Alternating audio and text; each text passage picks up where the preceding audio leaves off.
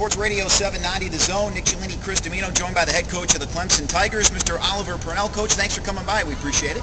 Well, thanks for having me by, and thanks for having the media day. Not too far from Clemson. Got up here in about an hour and 40 minutes, and can't wait to get back. A lot of people are happy with it being in Atlanta. I've noticed that. It seems to be the recurring theme. The recurring theme for you is, doing well at every program you have gone to, including Clemson. How are the Tigers looking this year? Well, I think we're going to be pretty good, but boy, right now we're not very good. It's a big week for us in practice. We're actually going to scrimmage Georgia at the end of the week, and we're looking forward to a measuring stick kind of a thing. And we just lose three quality players, and Cliff Hammond's just a great leader as well as a heck of a player.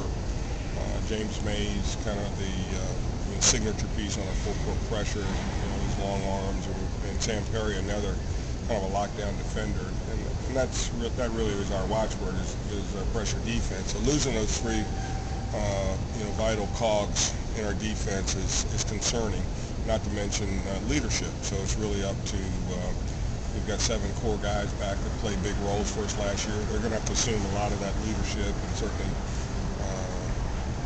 provide tutelage for the young players coming in on the defensive end of the floor. It's up to the 4 young players that we've got coming in. We've got to have 2 or 3 of those guys play big roles for us in order for us to have 10 guys in depth and be able to continue to play the style in which we're accustomed. And those guys were leaders, the guys you talked about losing, because they were willing to do the dirty work, the little things that weren't necessarily going to show up in the stat book. And that's sometimes tough to get a young player to buy into. Absolutely. I mean, your high school guys are used to kind of, easing in with their high school trot and playing offense and not really what is that?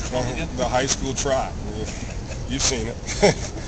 And not playing a lot of defense. In fact, their coaches many times didn't want them in foul trouble because they're the offensive go-to guys and that kind of thing. And now they're asked to play defense and do those dirty work things you've talked about, and getting out of that high school trot and really sprinting the court and taking charges and all those kinds of things, which are foreign to them. But I think we have a high character class coming in, and even though they're a little broken down right now, only the first week and a half of practice, I'm assuming they'll kind of get on board here as we move into the preseason scrimmage against Georgia. We've got another exhibition game before we open up with Hofstra down in the Charleston Classic on, I think, November the 14th.